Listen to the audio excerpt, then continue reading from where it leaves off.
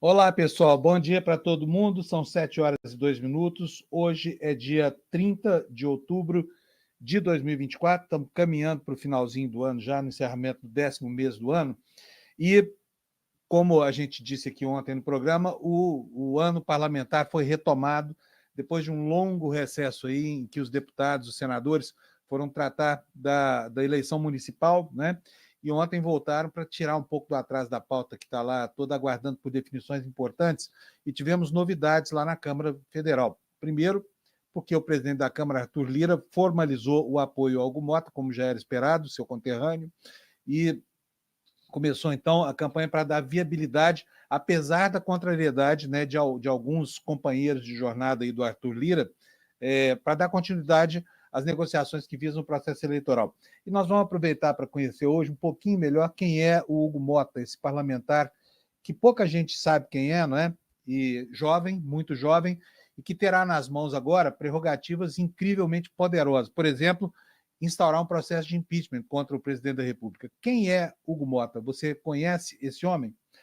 Tivemos também novidades na área da Comissão de Constituição e Justiça, porque ao apresentar seu candidato, ontem o Arthur Lira acabou dando um passa-moleque na direita mais radical do Congresso, e eu estou falando aqui da deputada Caroline de Toni, a presidente da CCJ, que pretendia votar ontem o anteprojeto da anistia para os golpistas e acabou tomando lá um passa-moleque lá do Arthur Lira, que criou uma comissão, vai empurrar o assunto com barriga até o ano que vem, até não se sabe mais, e a probabilidade que a anistia pretendida pelo Bolsonaro seja votada esse ano agora é mínima, né? Até porque o assunto está longe de ser consenso, inclusive entre os partidos de centro, que não querem se arriscar numa aventura suicida ou fratricida contra o Supremo Tribunal Federal e também contra o governo federal. E ainda tem o PT como fiel da balança dessa discussão toda, mas o assunto, então, ficou longe de chegar ao plenário. Obviamente que Caroline de Toni não gostou,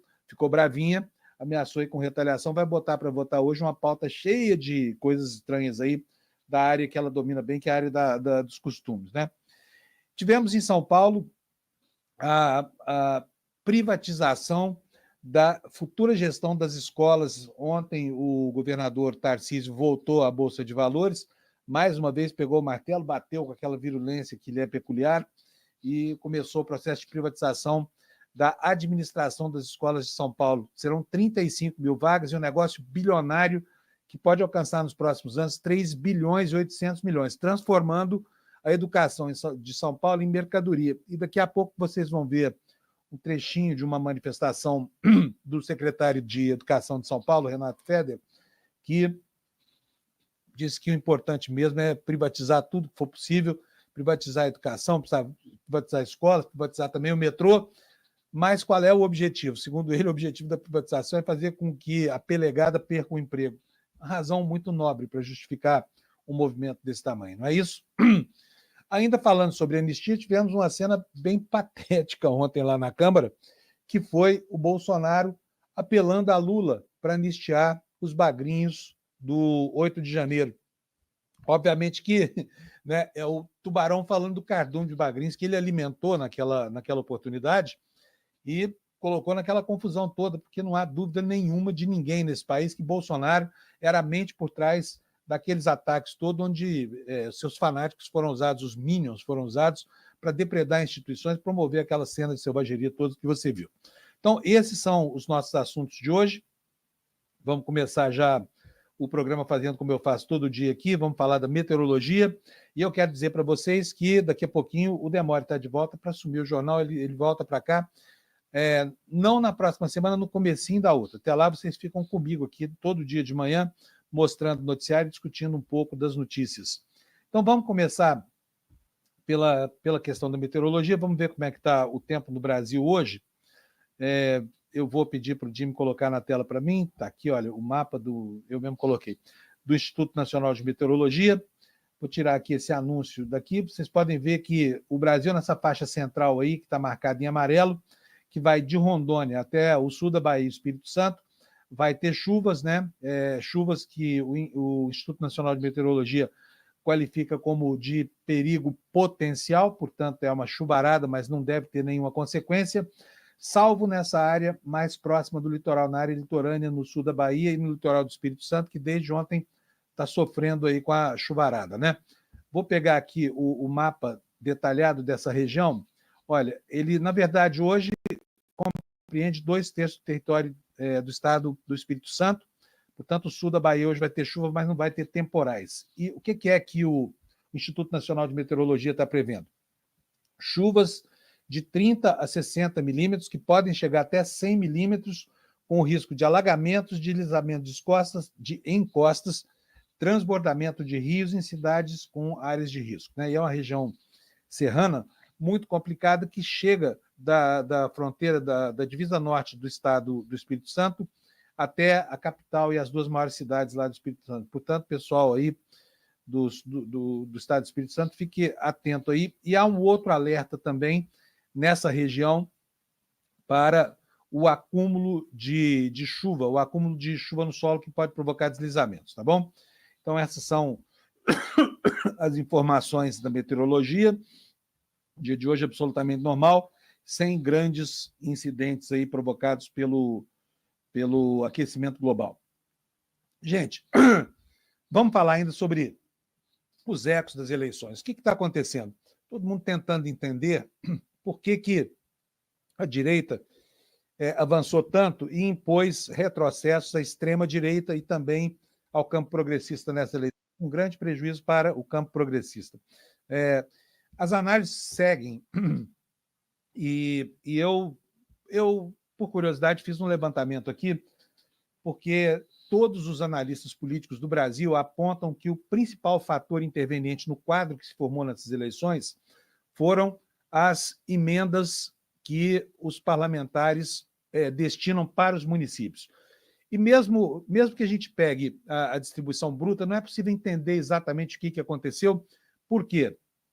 Porque o mesmo volume de dinheiro promoveu um tipo de resultado num local do país e não promoveu em outro. O que foi que aconteceu, então, que justificou a diferença de desempenho tão grande? Vou aqui parar a tela para poder compartilhar com vocês aqui uma matéria do Estado de São Paulo que tangencia nesse problema, né? Vamos ver aqui. É uma matéria que, aliás, não é do Estadão, é da Folha de São Paulo. A Folha de São Paulo trata hoje sobre a questão, um fenômeno que é esse que está na tela aí, olha, a abstenção cresceu no segundo turno, chegou a 29%, né? E está preocupando o Tribunal Superior Eleitoral e os especialistas. Diz aqui o olho da matéria, que a ministra Carmen Lúcia citou a divulgação de medidas de acesso às urnas. Para a transparência eleitoral é preciso trabalhar mais a importância do voto, segundo ela. Agora, vamos falar francamente, antes de ler a matéria aqui, quero comentar uma coisa com vocês. Não ficou fácil não votar no Brasil? Será que o voto ainda tem esse caráter obrigatório que assusta a população? Será que as pessoas temem não ir à urna? Porque, né, pelo que se viu aqui, 1 em cada 3 brasileiros simplesmente desistiu de votar nessa eleição pelas mais variadas razões, ou porque não se sentiu representado, ou porque estava ausente do seu local de votação, mas é um fenômeno que tem crescido ano a ano. E sabe, olha, ficou muito fácil, né? Principalmente para quem tem um celular mais moderno, de repente acessar a Justiça Eleitoral e justificar a sua ausência. Portanto, a eleição brasileira, cujo voto não é considerado um direito, é um dever, ela está levando a uma situação de fato que diverge um pouco dessa obrigatoriedade, que, na verdade, tornar o voto facultativo, votar ou não votar, só depende de um clique no celular. Então, aos poucos, pragmaticamente, o brasileiro vai sendo desobrigado da sua obrigação de votar, está percebendo isso e, por isso, ano a ano, vem aumentando os índices de abstenção. Vou passar agora a leitura aqui da matéria da Folha de São Paulo. O que é que diz o jornal? A alta abstenção nas eleições municipais preocupou o TSE e as entidades que acompanharam a organização do pleito no Brasil. Dos 33,9 milhões de eleitores das 51 cidades que tiveram disputa no domingo, quase 10 milhões, 9,9 milhões, faltaram à votação.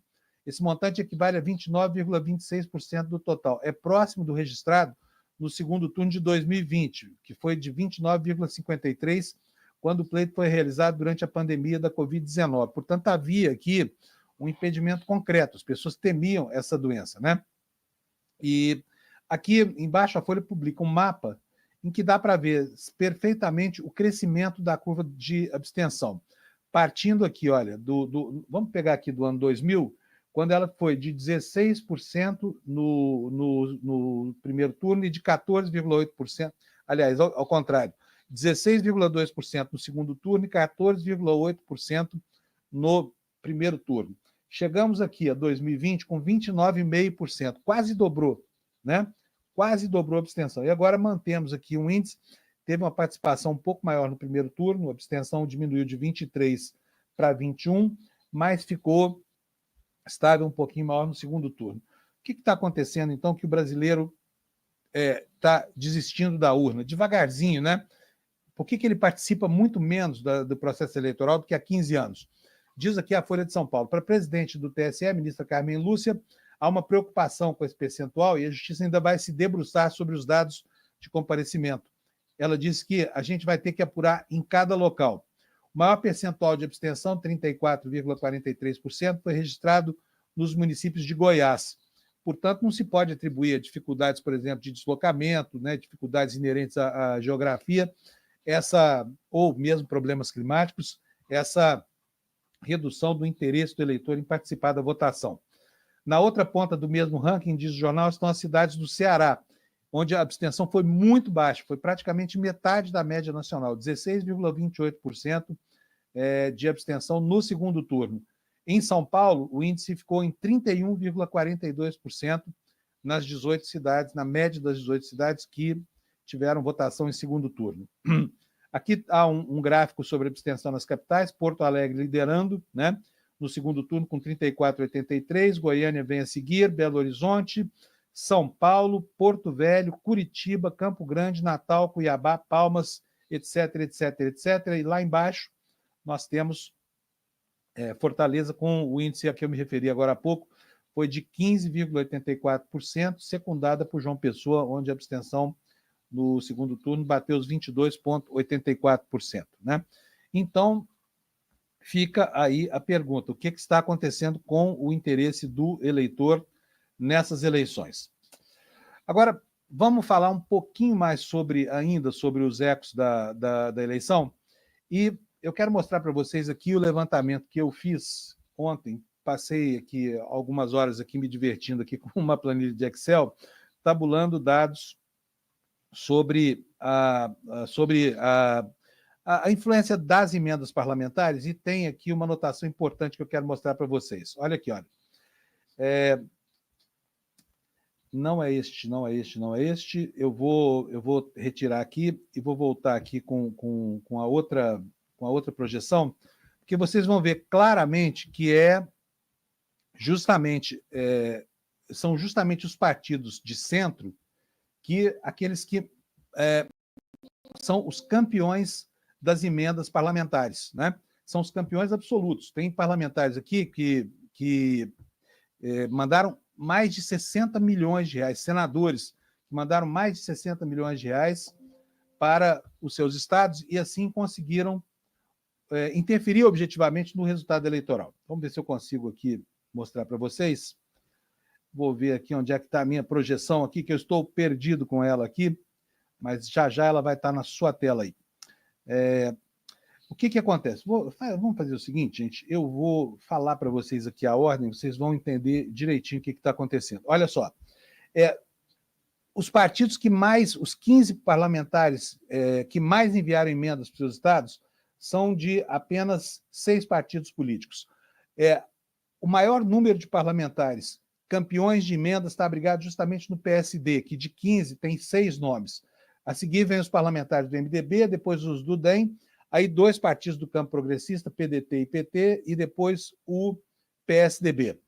O campeão de emendas foi o senador Eduardo Braga, mandou 67.134.000 reais, o senador Eduardo Braga, que é do MDB, lá do Amazonas, e logo depois dele um parlamentar do PDT, o Weverton, que conseguiu mais de 60 milhões, Mara Gabrilli do PSDB, depois dela o Cid Gomes, conseguiu 57 milhões lá para o seu estado, Giordano, Elisane Gama, Davi Alcolumbre, a Jussara Lima, que é do PSD do Piauí, o senador Otto Alencar, do PSD da Bahia, Carlos Fávaro, ministro, com 54 milhões e 19 mil reais, depois Ângelo Coronel, Jaime Campos, Beto Faro, e aí aparece o Rodrigo Pacheco em 15º lugar, ele que é do PSD de Minas Gerais. Então, vocês vejam só o que esses valores falam nas eleições, e aqui há absoluta possibilidade de fazer uma vinculação entre sucesso eleitoral e sucesso eleitoral do Centrão, principalmente, né? E esse elemento de interferência chamado emendas parlamentares. Vocês já imaginaram? 67 milhões de reais, a quantidade de dinheiro despejado sobre o estado do Amazonas, que tem uma população pequena e uma densidade demográfica também pequena, né? E isso, com certeza, cria um elemento de pressão eleitoral, né? E esse elemento de pressão eleitoral provocou, com certeza absoluta, ou ajudou a provocar esse resultado que a gente extraiu dessa eleição aqui, e provavelmente vai levar a um resultado muito conservador na eleição de 2026. Então, nós precisamos saber, estudar mais detidamente esse assunto para saber exatamente se essa interferência local pode acabar provocando um efeito na eleição nacional, né?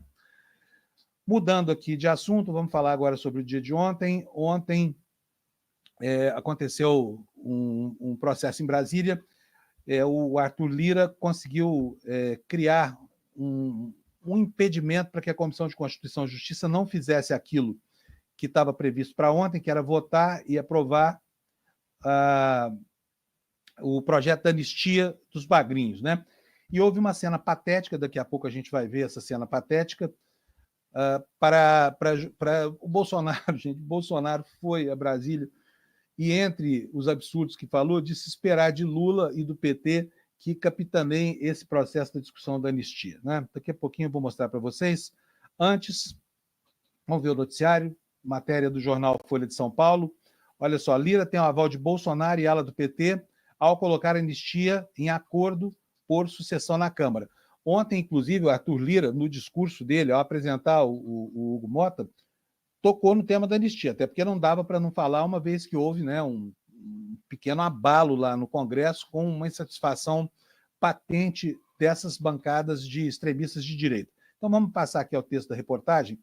Um assunto que nos microfones divide claramente petistas e bolsonaristas, a anistia do 8 de janeiro, entrou na mesa de negociação da eleição para o comando do Congresso a ser realizada em fevereiro, com aval tanto de Bolsonaro como de uma ala do PT.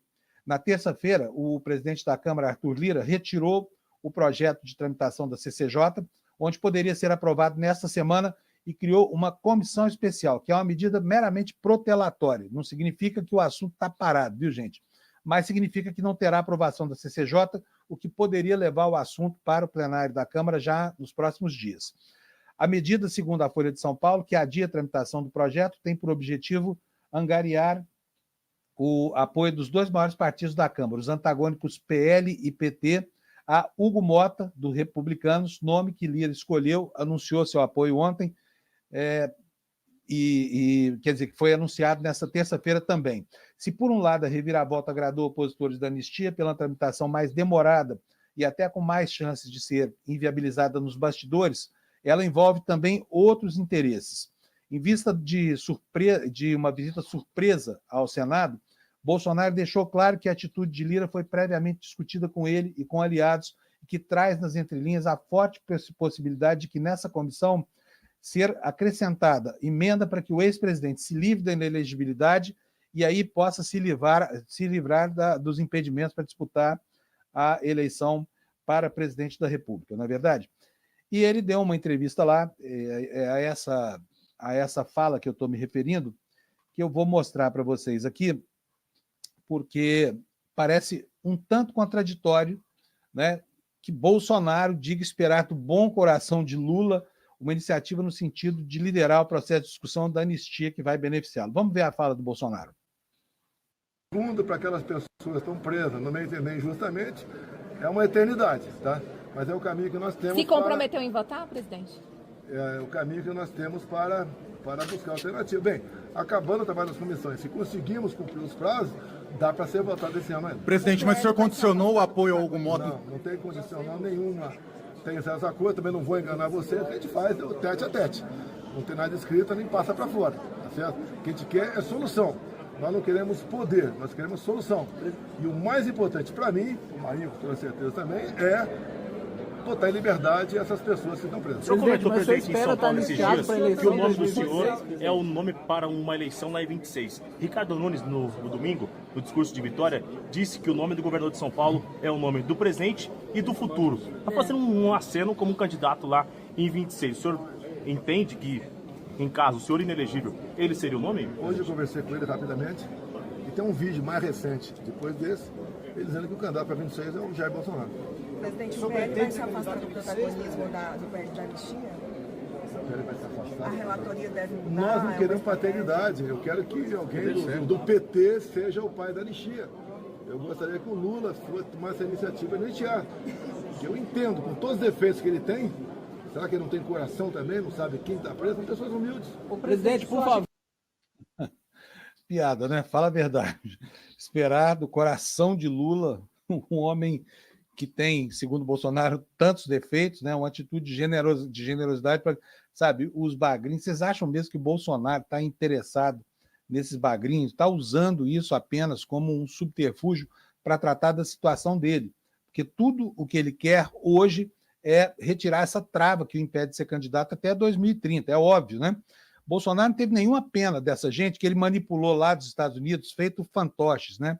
Feito títeres, como se falava antigamente, e promoveu essa coisa toda. E agora, que a solução, dá o golpe de Estado, ou tenta dar um golpe de Estado, ele, com ações que foram efetivamente perpetradas, e aí dizer que vai esperar dos adversários que foram defender o processo democrático, que capitaneia o processo de discussão da anistia, que assuma paternidade. Olha, isso não soa profundamente estranho para você? Agora, tem uma segunda questão, né? Uma coisa é esperar que Lula faça isso. Eu, sinceramente, não acredito nem um pouco que Lula assumiria essa bandeira, porque a gente se lembra aqui das cenas, foi o Lula quem conduziu os presidentes dos três poderes por aquela visita aos prédios destruídos da esplanada dos ministérios, na noite em que Bolsonaro e a turma dele promoveram aquelas cenas de barbárie toda no 8 de janeiro, né?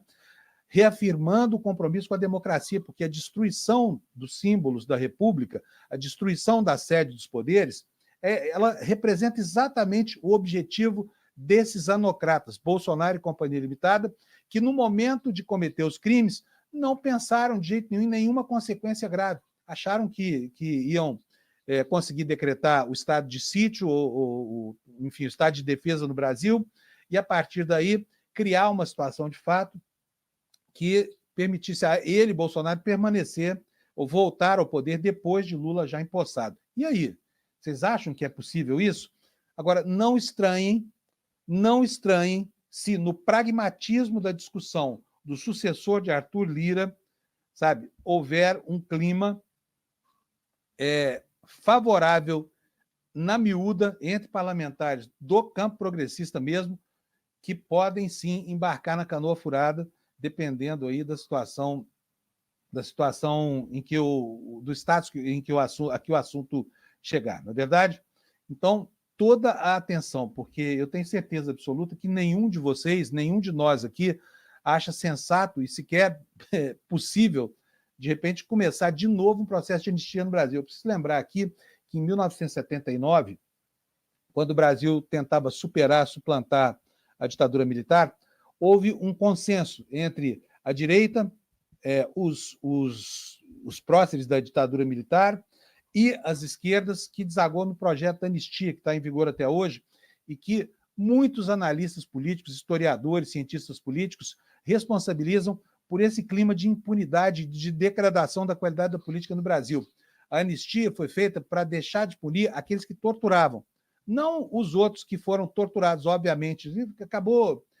Acabou com um perdão que serviu muito mais a quem usurpou os poderes, a quem rasgou a Constituição, a quem fechou o Congresso Nacional, a quem levou para os porões aqueles que se opunham ao regime, e isso não adiantou nada, porque nós temos, na sequência dessa impunidade, esses eventos com uma extrema-direita furiosa tentando, a todo custo, dilapidar sedes de poder, tentando golpear a democracia, vilipendiar o processo eleitoral. Se a anistia em 79 não tivesse existido, talvez o Brasil pudesse ter purgado um pouco melhor o legado dessa ditadura, né? E, como legado dessa ditadura, a gente pode entender Jair Messias Bolsonaro, que sempre foi um homem a favor do arbítrio, etc, etc. Bom, o projeto de lei da anistia saiu por força dessa negociação aí, que envolve a eleição do sucessor de Arthur Lira, saiu do âmbito da Comissão de Constituição e Justiça. Mas a Comissão de Constituição e Justiça não desistiu ainda das suas pautas estranhas e, olha, vai haver retaliação, tá? E essa retaliação virá na forma da aprovação, porque lá a extrema-direita tem maioria na Comissão de Constituição e Justiça, e aí a presidente, a deputada Carol de Tone, virá certamente com uma pauta aí que vai dar até medo na gente ver. Vamos tratar desse assunto agora, numa matéria que eu peguei aqui na revista Fórum. O título da matéria é esse aí, tá aqui, ó, revista Fórum, cheio de propaganda. Vamos lá. Anistia para golpistas, a reação da bolsonarista Carol de Tone após perder a votação do projeto. A deputada que preside a CCJ estava pronta para aprovar a proposta e foi frustrada por uma manobra de... Eu tinha dado até entrevista, né? Mas, enfim, ela voltou a reiterar que esse processo da anistia é cláusula pétrea para ela aqui. A deputada federal bolsonarista Caroline de Tone, do PL de Santa Catarina, que preside a CCJ da Câmara, se pronunciou na noite desta terça sobre o fato de ter perdido o controle da tramitação do PL da anistia, que visa anistiar presos e investigados pelos atos de 8 de janeiro de 2023 e que deve, em última instância, assinala aqui a Fórum, beneficiar o ex-presidente Jair Bolsonaro. O projeto em questão tramitava na CCJ, Carol de Tone havia pautado a votação para terça ontem. Como a comissão é dominada por bolsonaristas, a expectativa era de que a proposta já fosse aprovada nesta semana e aí então seguisse direto para apreciação do plenário da Câmara. O presidente da Casa, Arthur Lira, entretanto, fez uma manobra com o objetivo de angariar apoios para a eleição da mesa diretora e criou, na noite de anteontem, uma comissão especial para debater a anistia aos criminosos, aos golpistas do 8 de janeiro. Na prática, o projeto sai da CCJ e volta à estaca zero nessa comissão criada pelo Lira. Os partidos agora vão ter que indicar os membros, eleger o presidente e o relator, para começar a definir um cronograma para que a comissão seja instalada e o projeto votado. Ou seja, a tramitação vai durar um bom tempo e pode ser mesmo que essa proposta sequer venha a ser votada. Mas, frustrada, Caroline de Tone foi às redes sociais na noite de ontem para comentar a decisão. E ela disse o seguinte: a anistia é uma prioridade para mim e para tantos brasileiros que anseiam a liberdade e a justiça.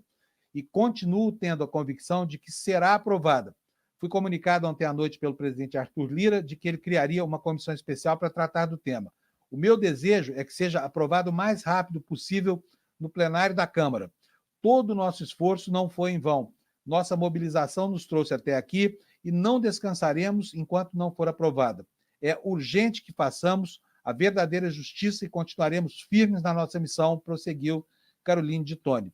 A CCJ tem uma nova sessão marcada para esta quarta-feira, às 10 da manhã. A expectativa é de que venham aí novos projetos para beneficiar os golpistas investigados ou presos, né?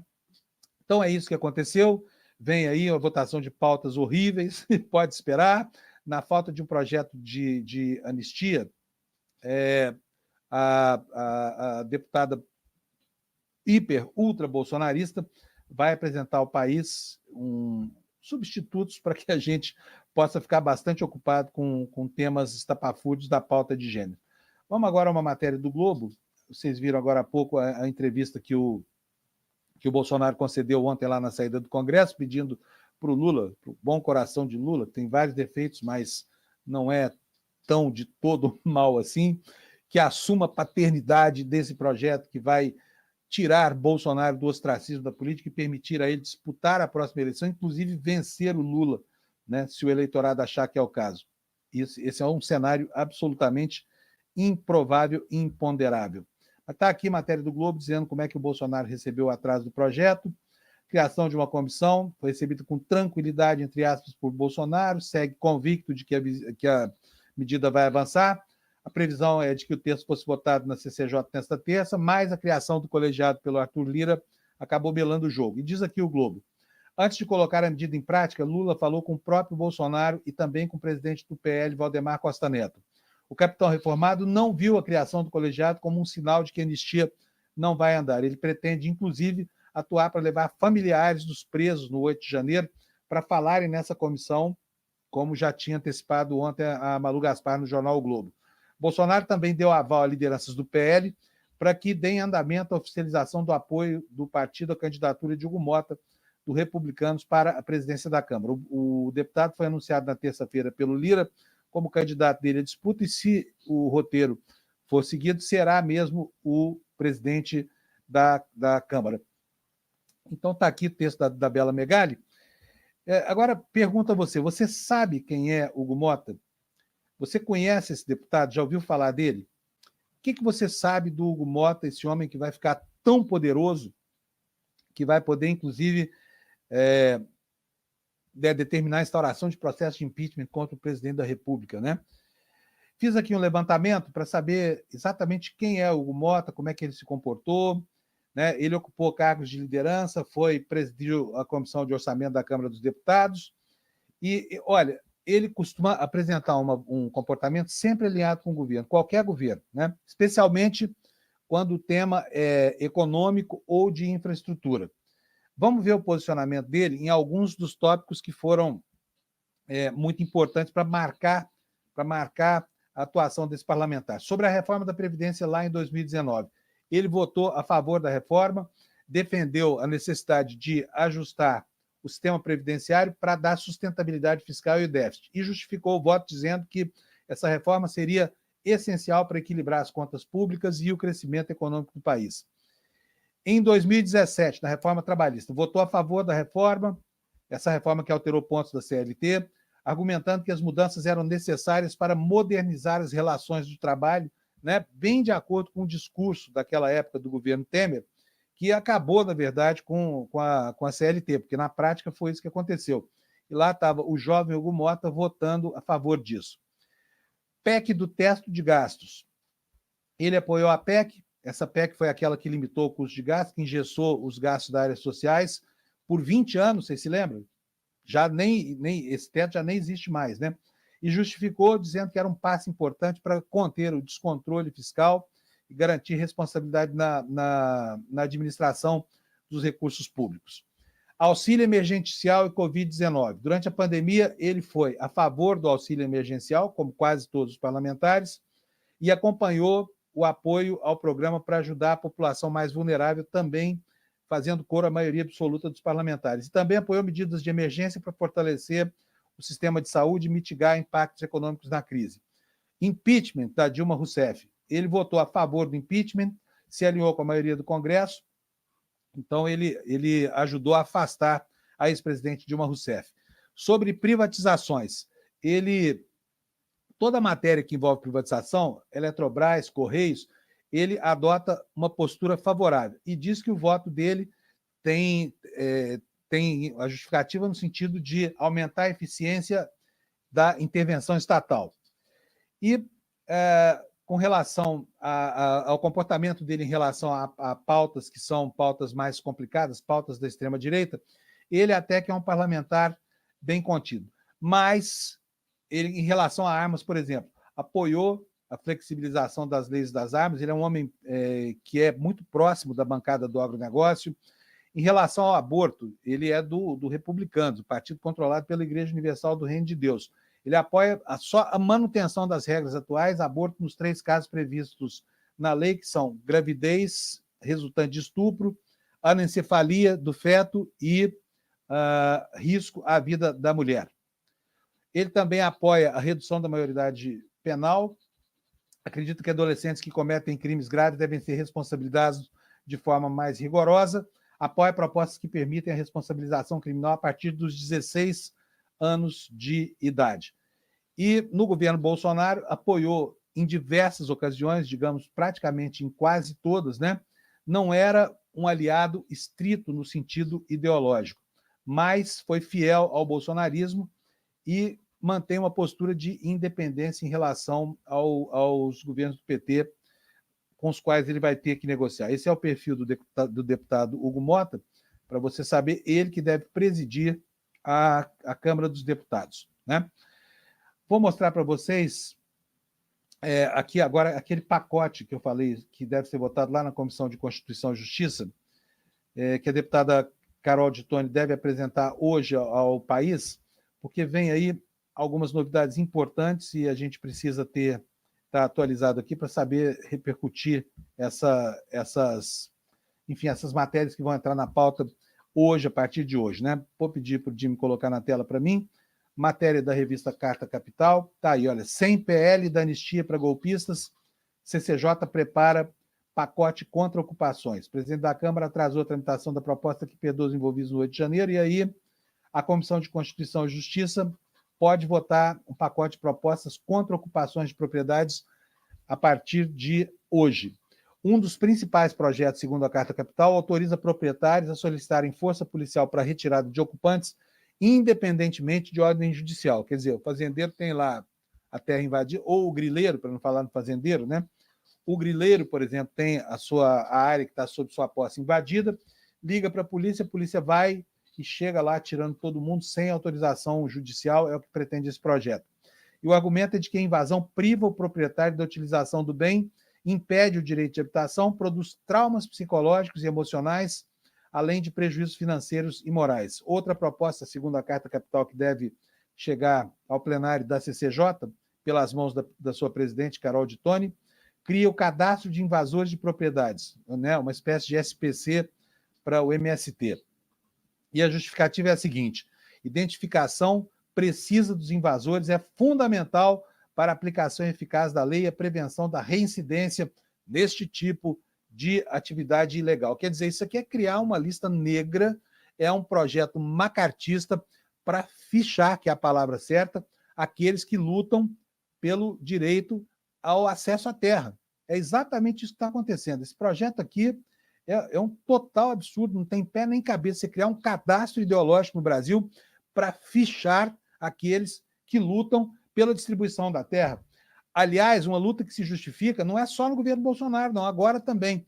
O programa de reforma agrária há muito tempo que não produz manchetes do Brasil, né? E precisamos lembrar que nós estamos sob a égide de um governo progressista, com o ministro da reforma agrária comprometido com essa causa. E cadê a reforma agrária?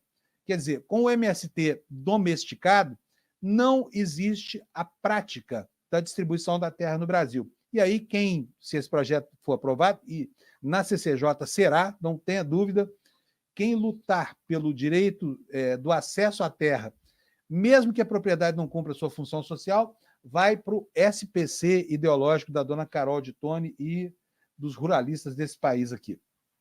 Prossegue a matéria da Carta Capital. Também nesta terça, o presidente Arthur Lira decidiu criar uma comissão especial para debater lá a questão da anistia, né? Então, é essa aí a pauta. E vamos dar sequência aqui ao nosso noticiário.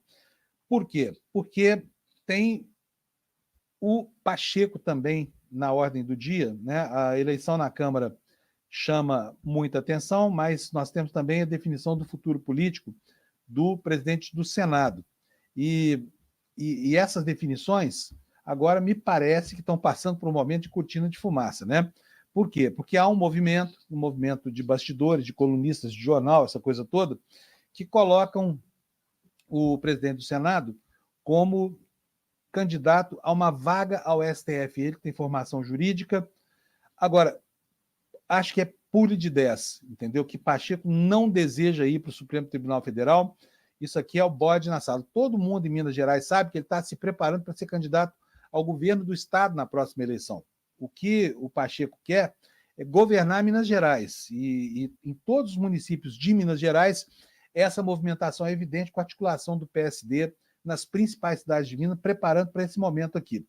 Olha, duvido que isso aqui, que a Raquel Landim está dizendo na Folha de São Paulo, se concretize. Em todo caso, se prepare, porque informação de colunista muitas vezes é balão de ensaio plantado pelo próprio interessado. Vamos ver o que ela diz? O presidente do Senado, Rodrigo Pacheco, disse ao UOL que apoia a reeleição do presidente Lula em 2026. Afirmou ainda que, se a economia estiver bem, Lula pode se tornar favorito e atrair apoios impensáveis, como União Brasil, republicanos e até progressistas. Aspas. Se a decisão fosse hoje, eu apoiaria a reeleição do Lula, disse Pacheco. Pode haver uma compreensão de que há um favoritismo pleno do presidente Lula e então a política pode ser atraída a uma candidatura mais óbvia. Ele compartilha a avaliação de que as eleições municipais reforçaram os partidos de centro-direita, e inclusive eu aqui, Fábio Panunzi, diria até especialmente o dele, né, o PSD, e que o eleitor vai estar mais vulnerável à lacração nas redes sociais no pleito presidencial. Acredita, no entanto, que a figura de Lula é agregadora e se destaca da segmentação política. Pacheco deixa a presidência do Senado em fevereiro de 2025, garante que cumpre o mandato de senador, mas sinaliza o desejo de voltar ao direito, seja na iniciativa privada ou no Supremo Tribunal. Aí vocês acreditam que o Pacheco vai querer largar esse osso que tem nas mãos? Ele, que é um homem que descobriu o caminho, que exercita o poder de maneira absolutamente pragmática, né? Aspas de novo aqui. É óbvio que quem é advogado como eu, alguém que já disse que se falar no Supremo Tribunal Federal é algo que você não trabalha, mas também não recusa. Como isso não está sendo cogitado por ninguém, é uma ideia estapafúrdia. Você pode ler o restante dessa entrevista no site do UOL, ela está aberta para não assinantes, e você pode saber lá o que é, mas eu garanto para você que é balão de ensaio, tá bom? Bom, vamos próximo assunto agora. O próximo assunto é a volta de um personagem que foi banido da política brasileira, que se prepara para voltar e que boa parte dos petistas tem na retomada da sua plena condição política, né, da plena condição de elegibilidade, de exercício dos seus direitos civis ao Congresso Nacional. Estou falando aqui de Zé Dirceu, vou pedir para o Jimmy colocar na tela para mim, por favor, Jimmy, a reportagem. Tá aí, olha. Com condenações anuladas, Zé Dirceu planeja se candidatar a uma vaga no Congresso Nacional. Com as condenações na Lava Jato anuladas pelo ministro do Supremo Federal, Gilmar Mendes, Zé Dirceu tem planos de se candidatar em 2026 a uma vaga na Câmara dos Deputados. A possibilidade de tentar uma vaga no Senado não está descartada. A ideia, no entanto, é concorrer por São Paulo. Interlocutores do ex-ministro afirmam que ele já vem trabalhando nos bastidores para viabilizar essa candidatura. Dirceu passou boa parte dos últimos meses em São Paulo, empenhado na campanha de Guilherme Boulos para a prefeitura da capital, mas o candidato, como se sabe, acabou derrotado.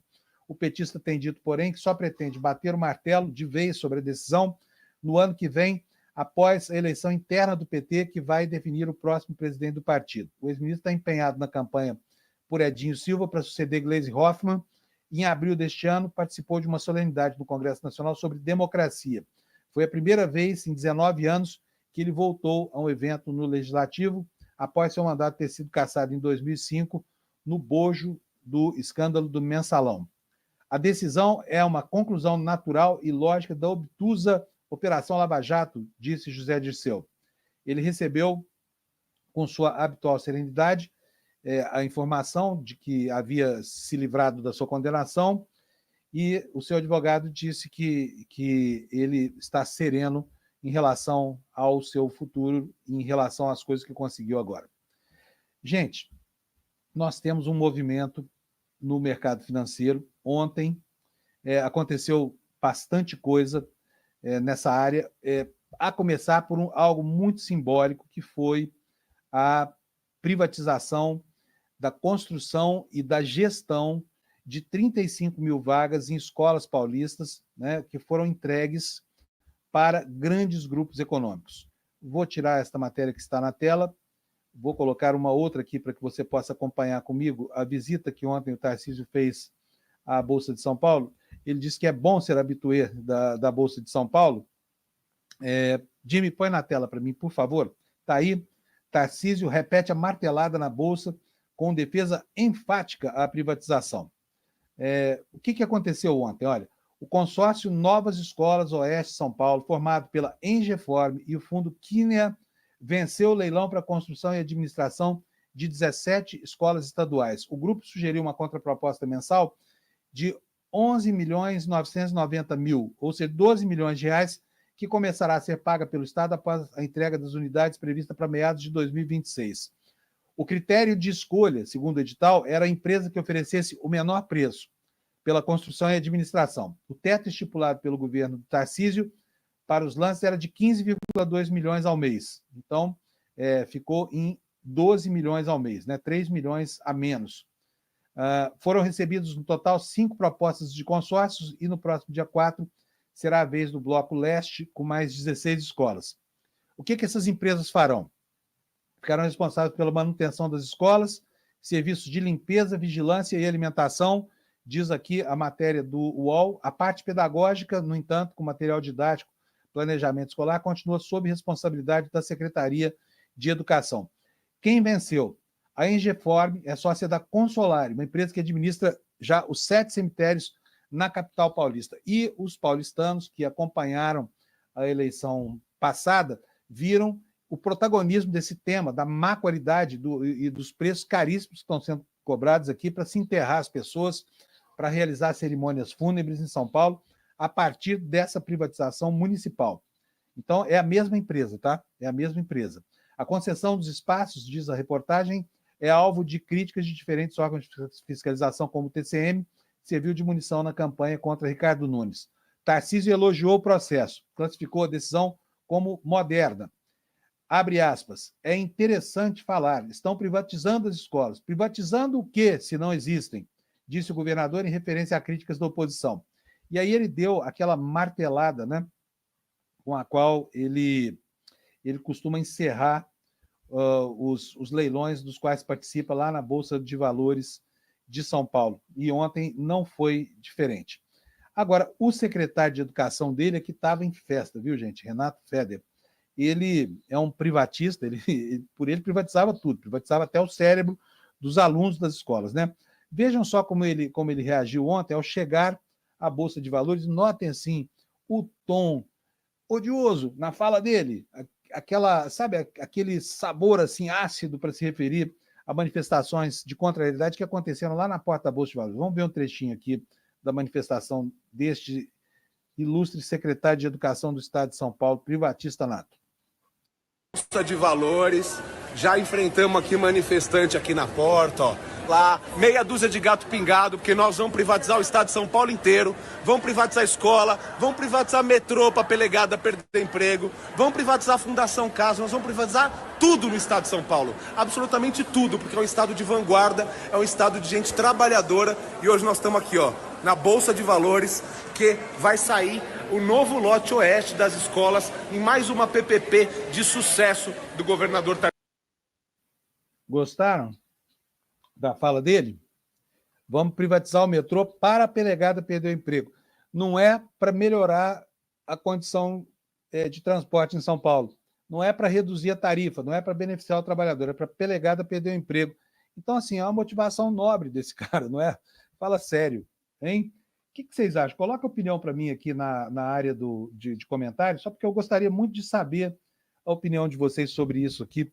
É algo incrível, né? Que um secretário de Educação se apresente no dia da privatização da gestão de escolas que serão construídas aí, em um movimento bilionário que pode chegar a 4 bilhões de reais ao final dessas concessões, que não tem por objetivo também melhorar nem a gestão, nem a qualidade do ensino, que continua ainda sujeita a gente que é avessa, né, a investimentos em educação, tem por objetivo apenas criar novos negócios, transformando, então, a educação, que é algo sagrado, em insumo para a iniciativa privada, para empresários de grande porte lucrarem, ganharem dinheiro, tá? Vamos ver aqui as manifestações aqui que já estão chegando. A Leila Moreira Barbosa falou, cara arrogante. João Batista Alves Barbosa, se tivesse vereador, impeachmentava esse Nunes. A Márcia Rosa da Silva, que canalha esse secretário. Cláudia Meyer, a ala rica de São Paulo vendendo o que é do povo para escravizar lá no futuro. A Anne Araújo, agem como se fossem donos do Estado. E o Jorge, como é que é o sobrenome aqui? Olavrac, Carvalho, tá? Carvalho ao contrário. Vamos lá, vai vender até o ar poluído de São Paulo, não vai ficar nada. O povo tem que aprender com um chicote no lombo. Lisley Alvarenga Rodrigues, Panunzi, bom dia, é triste, mas o povo quer. Penso que vamos ter de ver São Paulo ir para a pior fase da sua história. Gente, é lamentável. Então, mas continue mandando aqui as suas opiniões, porque elas estão ajudando a agitar aqui a nossa área de comentário, tá bom? E vamos passar agora para o próximo assunto desta edição.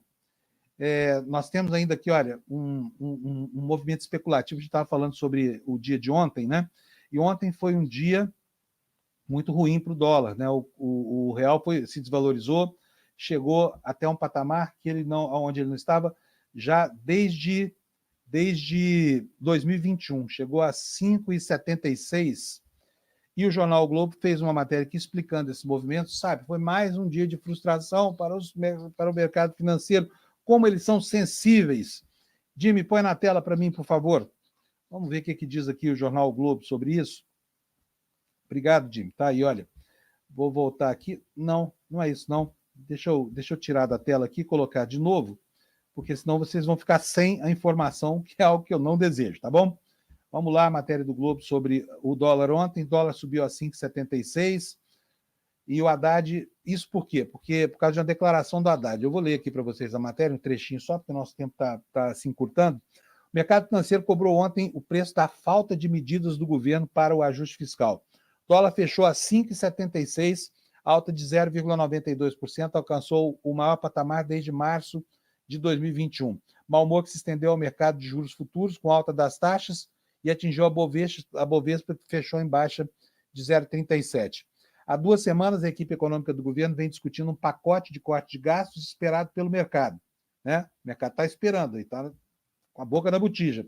As medidas seriam anunciadas depois das eleições. Só que ontem, um único dia depois das eleições, depois de se reunir com o presidente Lula por 2 horas, o Haddad acabou frustrando as expectativas e disse que não tem data para o anúncio das medidas. Foi exatamente por isso que o mercado ficou mal-humoradinho, começou a especular com dólar, levou o preço da moeda americana lá para R$ 5,76, patamar que ele só atingiu lá em 2021. Nós também tivemos ontem novidades em relação ao projeto de explorar petróleo na foz do rio Amazonas, né? E a notícia não foi boa para quem esperava que o IBAMA fosse adotar uma postura um pouco menos gravosa do que aquela que tem adotado ao longo desse processo, desde que a história começou. Na tela para mim, Jimmy, com a matéria, por favor. Matéria do jornal Valor Econômico. Parecer do IBAMA recomenda manter veto ao pedido da Petrobras para explorar a foz do Amazonas. Vamos ver o que aconteceu? 26 técnicos do IBAMA assinaram um parecer no qual recomendam manter a negativa à emissão de uma licença ambiental para Petrobras perfurar um poço no bloco FZM-59, localizado na bacia da foz do Rio Amazonas, na margem equatorial. O parecer foi corroborado por instâncias superiores, porém, o presidente do IBAMA, Rodrigo Agostinho, em ofício encaminhado à Petrobras, abriu espaço para que a estatal apresentasse esclarecimentos aos pontos levantados no parecer antes de uma decisão final. A estatal foi procurada, mas ainda não respondeu. Em maio de 2023, o IBAMA negou o pedido de licenciamento ambiental da Petrobras e aí deu aquela confusão toda, né? E diz aqui o valor, no finalzinho, porque eu só tenho mais 2 minutos, no parecer tal, ao qual o valor teve acesso, os 26 analistas ambientais afirmaram que a revisão dos planos ambientais apresentados pela Petrobras não apresentava alternativa viável que mitigue de forma satisfatória a perda de diversidade em caso de acidente com vazamentos de óleo. Portanto, a novela continua, não é verdade? Gente, olha, tem mais uma informação super importante, eu só tenho 1 minuto, mas eu não posso deixar de dar essa notícia, é que o caso Marielle começa a ser julgado nessa quarta-feira. O MP está pedindo uma pena de 84 anos de prisão para os 2 executores do assassinato, e então nós teremos, a partir de amanhã, esse julgamento, né?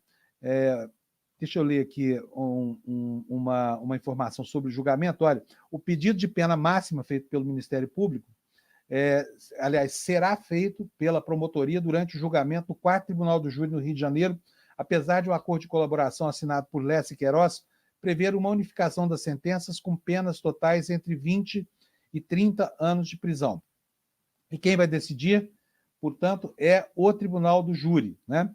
Como o júri não precisa considerar a delação premiada, os jurados vão deliberar considerando os qualificadores e as atenuantes apresentadas pela acusação e pela defesa. O advogado criminalista Taiguara Líbano Soares, professor de Direito Penal da Universidade Federal Fluminense e do IBMEC, explica que o júri é soberano, não está vinculado, portanto, a acordos de colaboração firmados entre réus, Polícia Federal e Procuradoria-Geral da República, ainda que tenham sido homologados pelo Supremo Tribunal Federal. E agora, antes do encerramento, um recadão para vocês. É amanhã, quinta-feira, o nosso grande lançamento aqui do documentário Conversas com Pepe Mujica. Olha, está aí na tela para você. Estreia mundial aqui no ICL, né? Amanhã, quinta-feira, e vai ser lançado também o livro no Brasil. O diretor é o Fabian Restivo. Você pode ir ao site do ICL, iclnoticias.com.br, e já deixar lá a sua inscrição para assistir aqui, garantindo seu ingresso, que é gratuito para todos os efeitos, tá bom? Gente, por hoje é isso. Espero para vocês uma quarta-feira excelente, de olho no noticiário, porque hoje vai ser outro dia quente, e amanhã a gente se encontra de novo às 7 da manhã aqui, porque eu permaneço cobrindo as férias do Leandro Demore, que está passeando pelo mundo. Tchau para vocês, obrigado, até amanhã. Valeu! É amanhã, turma, o nosso encontro para assistir o lançamento mundial do filme Conversas com Pepe Mujica, que é baseado aqui nessa obra linda do Fabian Restivo. Acabou de ser lançado esse livro. O documentário vai ser lançado amanhã, 8 horas da noite, uma exibição única, aberta para todo mundo, depois vai ficar só na área de membros do ICL. Para você não perder esse filme extremamente sensível e inspirador, nesse lançamento mundial do ICL, é só você clicar aqui no botão Saiba Mais e se inscrever rapidamente e gratuitamente. Se você já está inscrito, amanhã você vai receber um link para poder assistir e aí só alegria, deixar-se inspirar com uma obra tão bonita. Um abraço e até amanhã.